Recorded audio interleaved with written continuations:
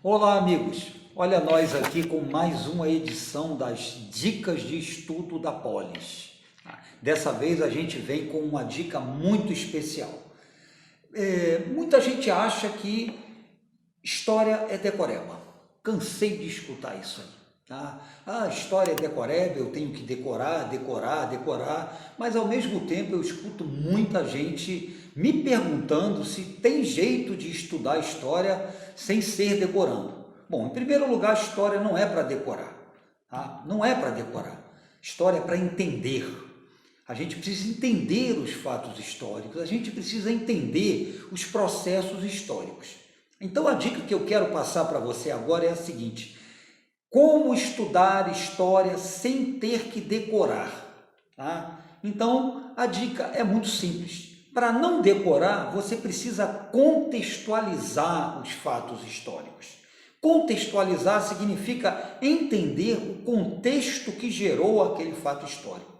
Geralmente, os fatos históricos eles são determinados por fatores de ordem econômica, de ordem política, de ordem social, tá? Geralmente esses três fatores se combinam.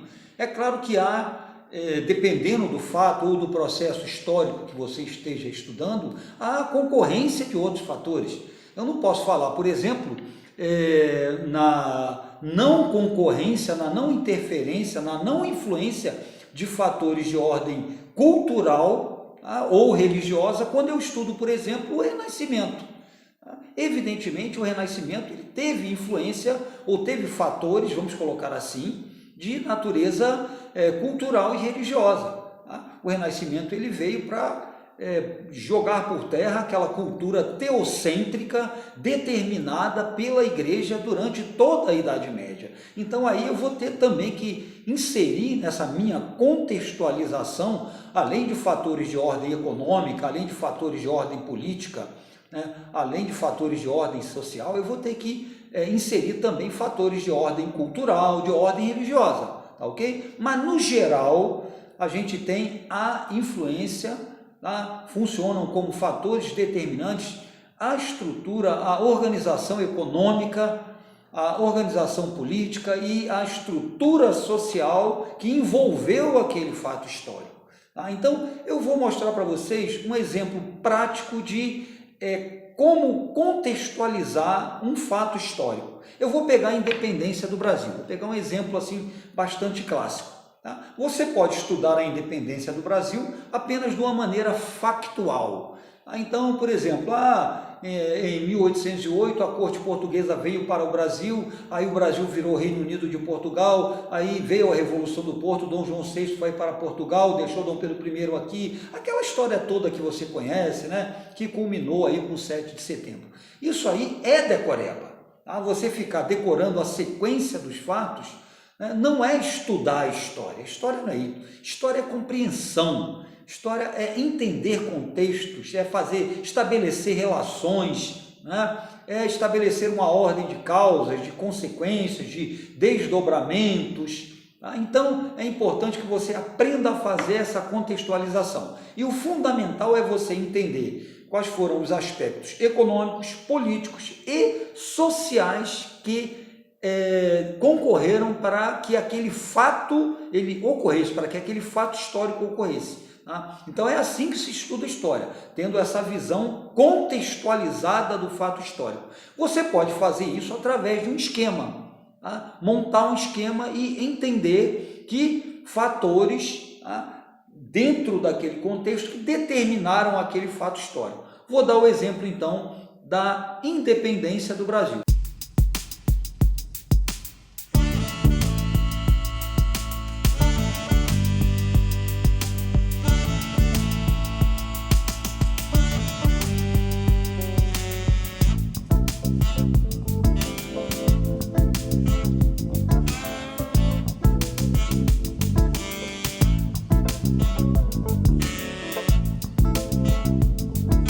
Então, pessoal, está aqui o exemplo simples e objetivo de contextualização de um fato histórico. Conforme eu disse, contextualização da independência do Brasil, tá ok? Então, nós temos aqui o seguinte: economia, política e sociedade. Tá? Então, qual era a situação econômica do Brasil? O Brasil vivia uma situação de crise nas exportações agrícolas, evidentemente. Tá? O açúcar já vinha caindo no mercado externo devido à concorrência holandesa. Foi o fim do chamado ciclo do açúcar. Isso no século XVII. Tá? No século XVIII, essa crise ela continuou em função do fim do chamado ciclo da mineração e para fechar esse quadro de crise a gente tem um déficit na balança comercial. Eu destaquei aqui os tratados de 1810 com a Inglaterra. A gente sabe que com a vinda da corte portuguesa para cá, a Inglaterra acabou conseguindo uma série de vantagens na hora de exportar para o Brasil. Então, o Brasil, devido à entrada maciça de produtos industrializados ingleses, viveu um déficit aí na sua balança comercial. Então, o quadro geral era de crise, ok?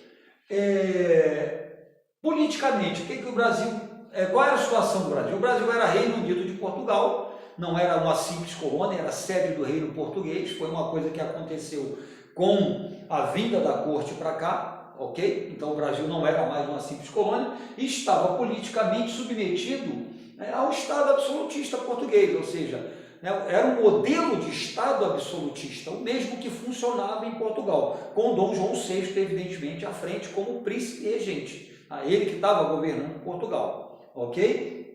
E o poder político, de fato, estava nas mãos de quem? Das oligarquias rurais, dos grandes proprietários rurais. O Brasil era um país de estrutura econômica agrícola, então, evidentemente, os grandes proprietários rurais, os grandes fazendeiros, eles que tinham o poder político nas mãos. Viriam a ser os chamados homens bons, que iriam controlar as câmaras municipais na sua origem. E, em termos sociais, o Brasil era uma sociedade fortemente hierarquizada, já que a ascensão social dependia da posse da terra e a terra estava concentrada nas mãos das oligarquias. Havia então uma hegemonia dessa aristocracia rural, grande proprietária de terras. Grande parte da população era escrava, já que o escravo era a base da mão de obra. A nossa economia se sustentava fundamentalmente no trabalho escravo, então grande parte da população era escrava, e haviam também aquelas classes intermediárias, que eram funcionários públicos, militares, pequenos lavradores, comerciantes, a gente colocou alguns deles aqui, alguns trabalhadores urbanos.